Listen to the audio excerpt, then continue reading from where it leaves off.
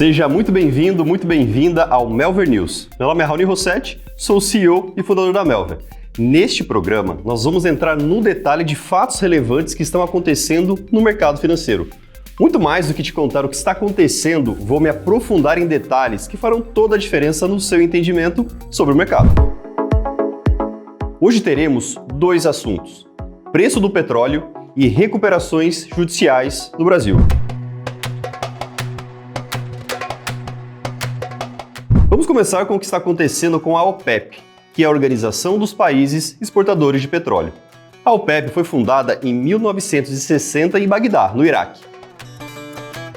E é composta atualmente por 13 países membros, incluindo a Arábia Saudita, Irã, Iraque, Kuwait, Emirados Árabes Unidos, Venezuela, Nigéria, entre outros. Esses países detêm grandes reservas de petróleo e têm uma posição estratégica no mercado internacional de energia. A OPEP surgiu no momento em que os países produtores de petróleo estavam preocupados com o controle exercido pelas grandes companhias internacionais de petróleo sobre os preços e a produção. Dessa forma, ela foi criada com o principal objetivo de coordenar e unificar as políticas de produção de petróleo de seus membros, a fim de proteger seus interesses e garantir uma renda estável proveniente das exportações de petróleo.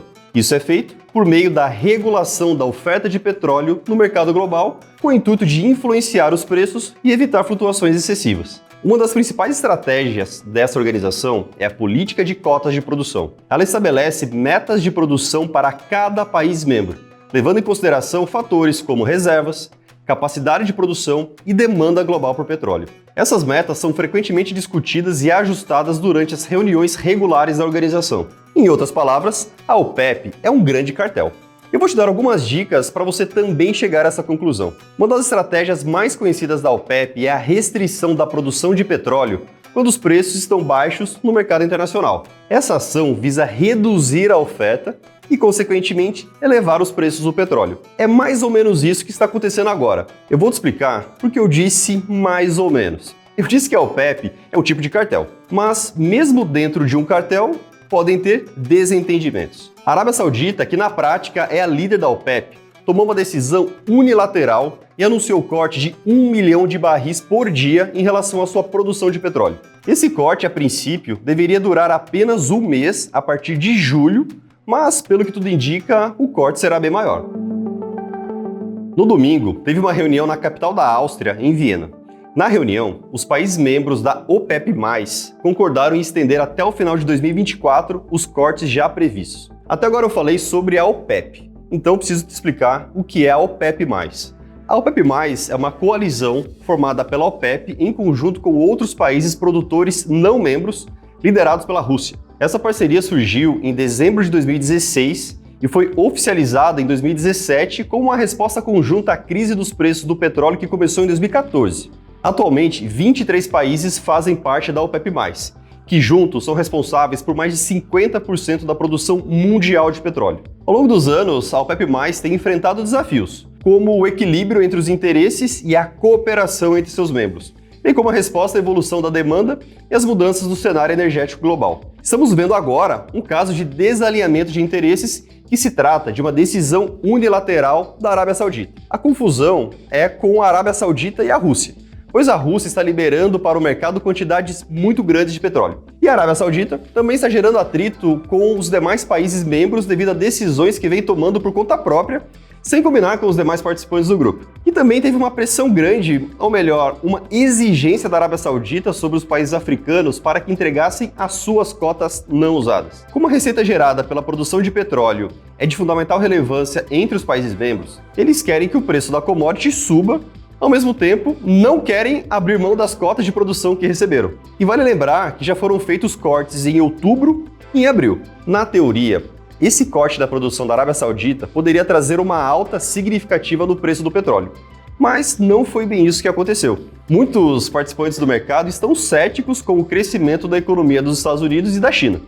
Os dados da balança comercial chinesa, que foram divulgados há poucos dias, não foram bons. Foi reportada a queda anualizada das exportações de 7,5% em maio, o que foi bem contra a previsão de alta de 5,5%. O resultado da importação também foi pior do que o esperado. A previsão era de uma queda de 2,5%, mas na realidade a queda foi de quase o dobro desse número, chegando a 4,5%. Os Estados Unidos vêm criticando a postura da OPEP e da Arábia Saudita. Ao invés de incentivar os cortes, os Estados Unidos vêm pedindo para aumentarem a produção para ajudar no controle da inflação. O incômodo foi tão grande que nos últimos meses até acusou a Arábia Saudita de apoiar Moscou na guerra contra a Ucrânia. Mas veja só como muitas coisas são controversas. Tem muita gente no mercado desconfiando que a estratégia da Arábia Saudita será boicotada pela Rússia. As decisões da OPEP têm um impacto significativo nos mercados financeiros e na economia global. O sobe e desce dos preços do petróleo pode afetar a inflação, as taxas de câmbio, os custos de produção e os investimentos em diversos setores da economia. Também vale pontuar que a OPEP desempenha um papel importante nas negociações internacionais sobre questões relacionadas ao petróleo e também às mudanças climáticas. A organização tem sido alvo de debates sobre a transição para fontes de energia mais sustentáveis e a redução das emissões de gases de efeito estufa. As decisões da OPEP sobre a redução ou aumento da produção podem ter impacto significativo nos preços internacionais do petróleo, aumentando as flutuações e volatilidade do mercado. Por conta disso, ela é frequentemente criticada por usar a sua influência para manipular os preços em seu benefício. Ela também é criticada pela falta de transparência em suas operações e tomada de decisões. As discussões sobre metas de produção e políticas da organização ocorrem a portas fechadas, e os dados específicos sobre reservas e produção de petróleo de cada país membro nem sempre são prontamente divulgados. E como ficam as ações de Petrobras no meio disso tudo?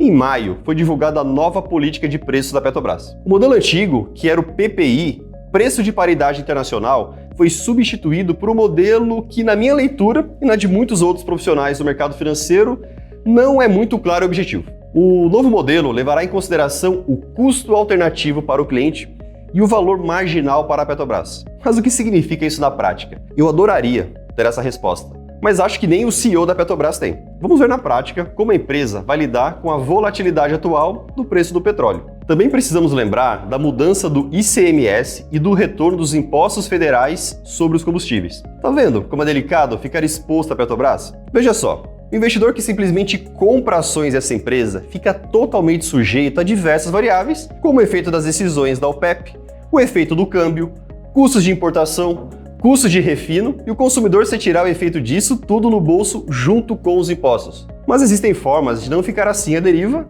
tendo que torcer para as ações valorizarem. Me acompanhe no Flipchart e eu vou mostrar para você como funciona. Vamos pensar que as ações de Petro 4 estejam valendo agora R$ 28.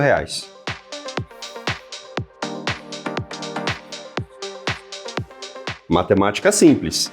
Se as ações valorizarem para, por exemplo, R$ 30, quanto que o investidor vai estar ganhando? Ele vai estar ganhando R$ 2. Comprou a ação a 28, a ação valendo R$ 30, R$ 2 de lucro. Simples, certo? E se as ações desvalorizarem para R$ 26? A mesma coisa. Comprou a 28, as ações estão a 26, R$ 2 de prejuízo. Só que será que precisa ser assim? Será que nós precisamos comprar uma ação ficando assim à deriva dessa quantidade gigantesca de notícias que estão saindo mundo afora, notícias que vêm da política, notícias geopolíticas? Não, não é preciso. Não é necessário correr tanto risco assim. Eu vou trazer aqui algumas possibilidades de uma forma bem lúdica, para você entender que existem várias outras possibilidades para se investir em renda variável. Por exemplo, você pode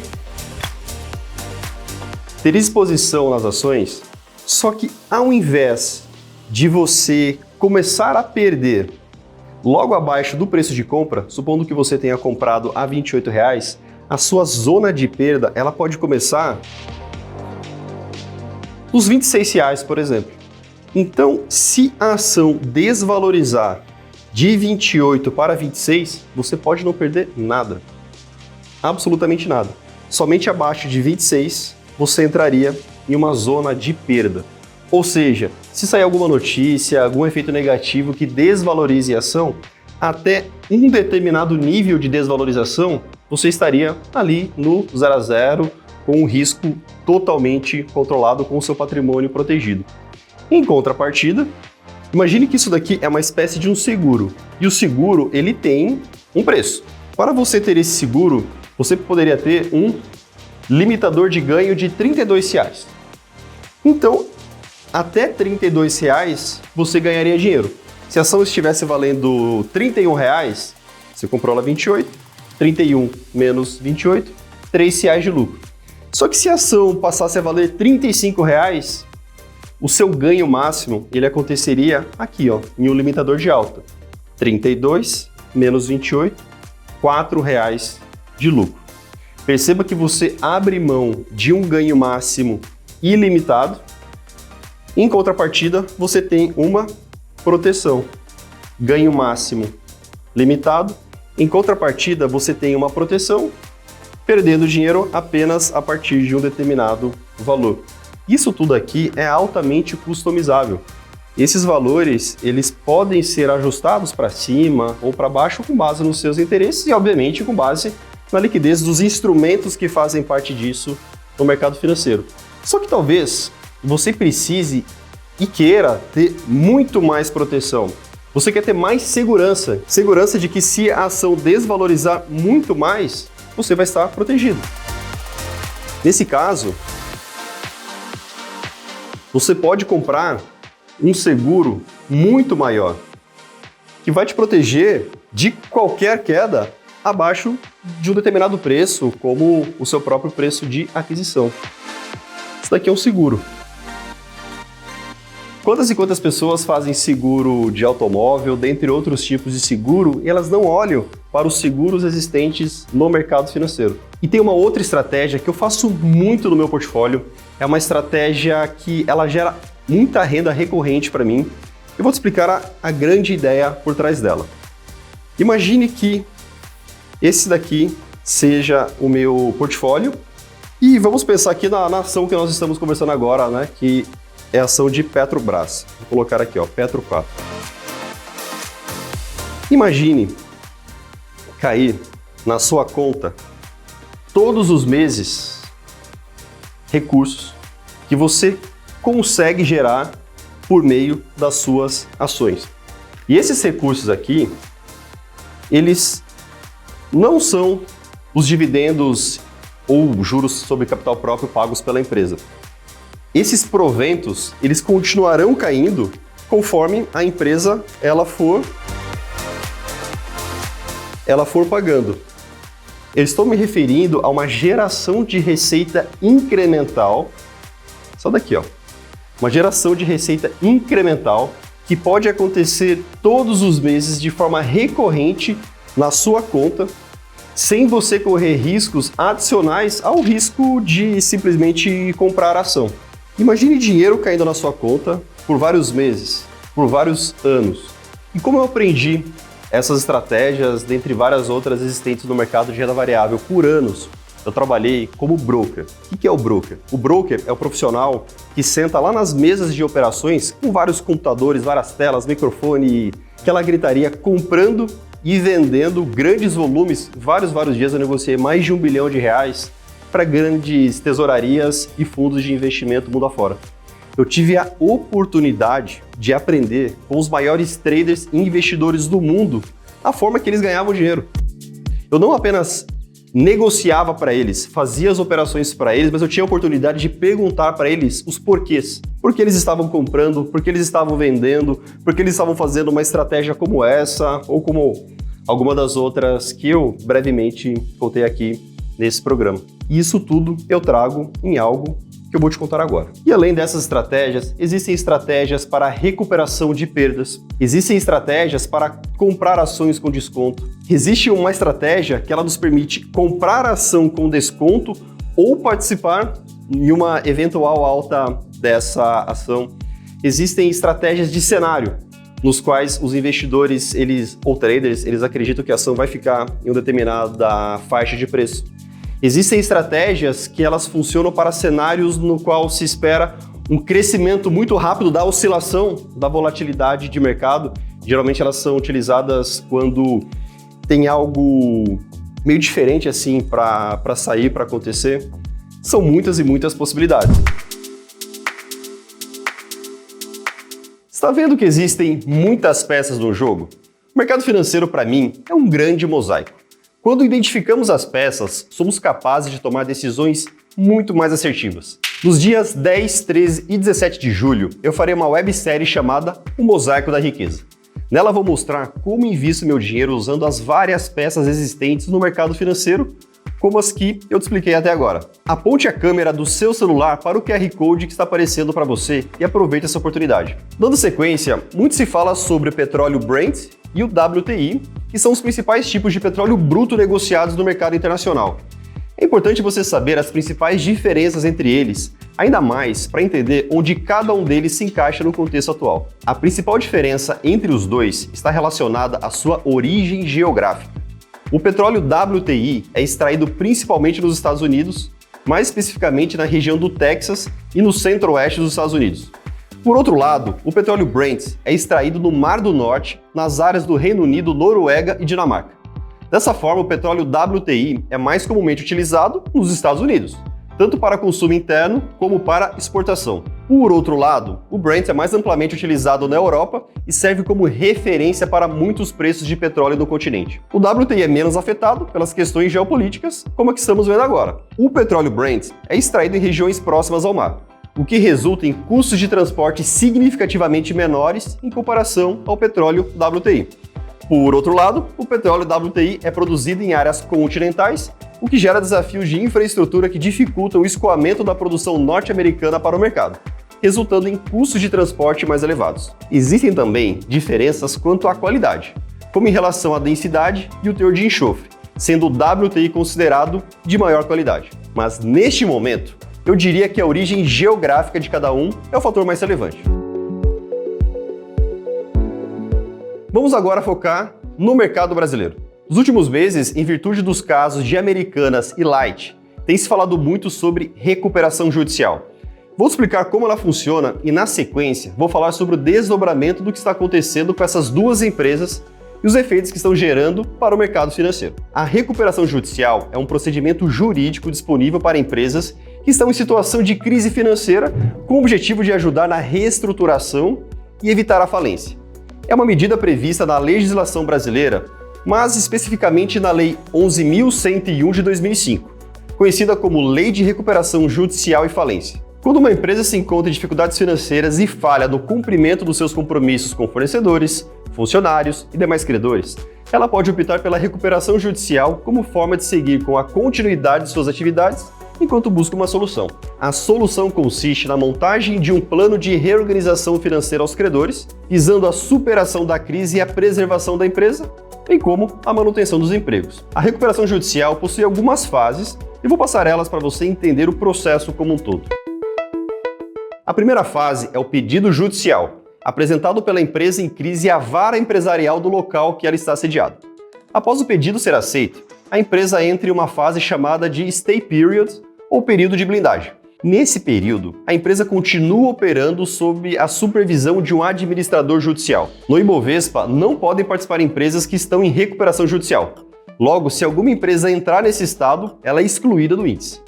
A empresa deve apresentar um plano de recuperação, que detalha as medidas que serão adotadas para reestruturar suas dívidas e recuperar sua saúde financeira. Esse plano deve ser aprovado pelos credores e pela Assembleia Geral dos Credores, que é convocada para analisar e discutir sobre a proposta. Se o plano for aprovado, ele passa a ter força vinculante para todos os credores, mesmo para aqueles que não tenham concordado com a proposta. Caso a empresa não consiga cumprir o plano de recuperação ou descumpra suas obrigações, a recuperação judicial pode ser convertida em falência. Falência é um estado de insolvência total, no qual a empresa é considerada incapaz de cumprir suas obrigações financeiras e, consequentemente, fecha as portas. Quando uma empresa é declarada falida, seus bens e ativos são vendidos para pagar os credores, ou seja, aqueles a que ela deve dinheiro. O processo de liquidação envolve a venda de ativos como imóveis, equipamentos, estoques, entre outros bens para tentar recuperar parte do dinheiro devido aos credores. A falência tem como objetivo principal realizar a distribuição justa e proporcional dos recursos disponíveis entre os credores,